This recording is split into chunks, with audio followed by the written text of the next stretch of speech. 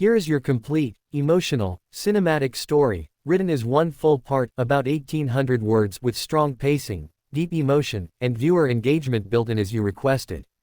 No maid could walk the millionaire's son, until the new maid did the impossible. The boy had not taken a single step in 7 years. Not one. Not on marble floors polished like mirrors. Not in gardens filled with roses and fountains. Not in hallways that echoed with wealth, power, and silence.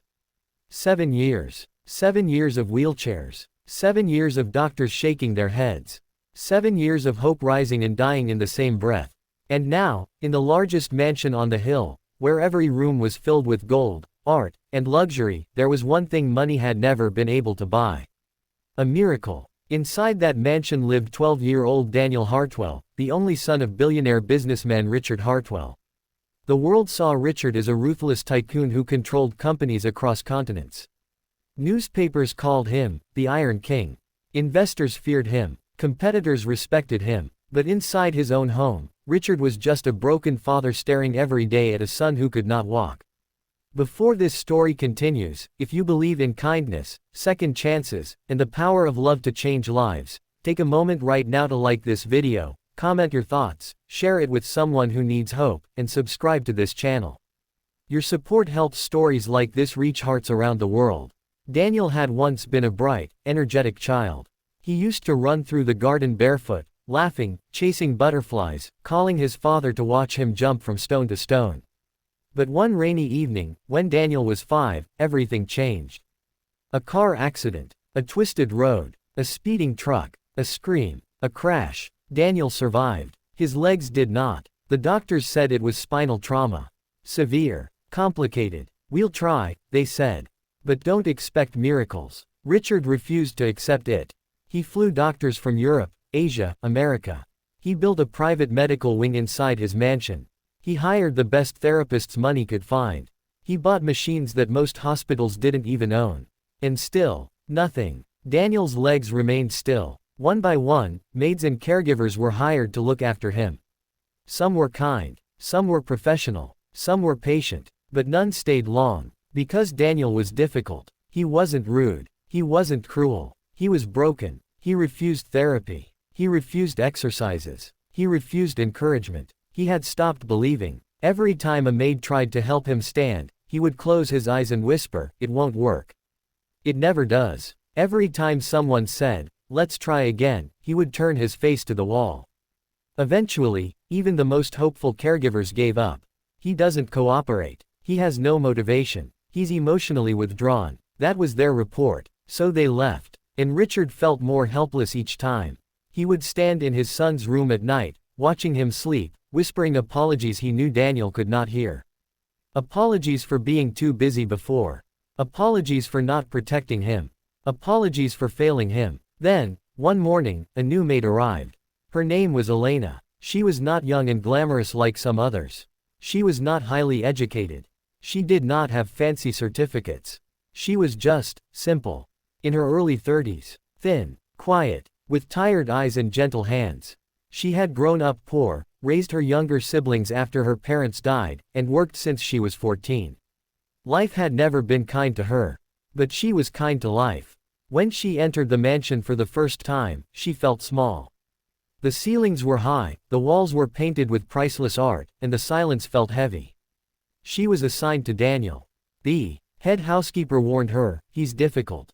Most quit within weeks." Elena just nodded. Her first day with Daniel, she didn't try to move him. She didn't bring machines. She didn't talk about therapy. She didn't say, "Let's try." She just sat near his window and read a book out loud. A simple story about a boy who learned to swim after being afraid of water. Daniel didn't react. The second day, she brought him tea and told him about her childhood, about how she used to walk 5 kilometers barefoot to school. He didn't answer. The third day, she cleaned his room slowly, humming soft songs. Still nothing. For weeks, she did nothing extraordinary. She didn't push. She stayed. And that was new. Most maids came with plans. Elena came with patience. Slowly, Daniel began to notice. She never sighed in frustration. She never looked at her watch. She never showed disappointment. When he dropped something, she picked it up gently. When he ignored her, she smiled anyway. One rainy afternoon, Daniel finally spoke. He asked, "Why don't you quit like the others?" Elena paused. Then she said softly that she had once cared for her younger brother after he was paralyzed in an accident. Doctors said he would never walk. Everyone gave up. She didn't. She stayed with him for 5 years. He walked again. Then he died from another illness. But, she said, he walked before he left. Something shifted in Daniel that day. For the first time in years, a small crack appeared in his wall. The next week, Elena asked him if she could massage his legs. He hesitated, then nodded. Her hands were warm, slow, careful. She treated his legs like they were precious, not useless. She started bringing small games. Rolling balls with his feet. Tiny movements. Almost invisible. At first, nothing happened. Days passed. Weeks passed. Then, one morning, Daniel felt something. A twitch. So small he thought he imagined it. He didn't tell anyone. But it happened again. And again. Elena noticed. She didn't shout. She didn't celebrate loudly. She just whispered, "Good." And kept going. They worked every day. Not like therapy. Like friendship. They talked. Laughed. Shared stories. She told him about her village. He told her about his dreams of becoming an architect. Slowly, his mind healed. And then, his body followed. 3 months later, during an exercise, Daniel's foot moved. For real. Elena froze. Tears filled her eyes. But she stayed calm. They kept going. 6 months later, he could lift one leg. 9 months later, he could stand for 3 seconds with support. Richard watched all this from a distance, afraid to hope. Until one evening, he walked into the therapy room and saw something impossible.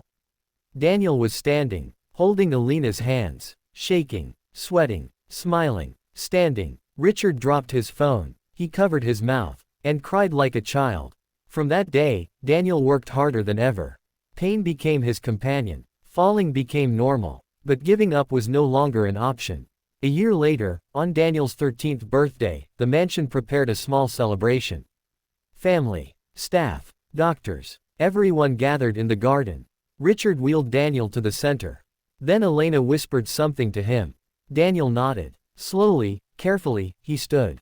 1 step, 2, 3. He walked. Across the grass. Toward his father. Richard collapsed to his knees and held his son like he would never let go. The billionaire who ruled industries was powerless before love. Before patience. Before one woman who refused to leave. Before this story ends, if this journey has touched your heart, if it made you feel hope, gratitude, or emotion, please like this video, share it with someone who needs encouragement, and subscribe for more real-life inspired stories like this. Your support truly means everything. And before the final moment, please comment below. Hope never gives up. Because sometimes, a single comment can remind someone that miracles still exist. Years later, Daniel walked onto the stage at his university graduation. Elena sat in the front row. Richard sat beside her. The boy who once couldn't move now stood tall. Not because of money. Not because of machines. But because someone believed when everyone else walked away. And that was the impossible.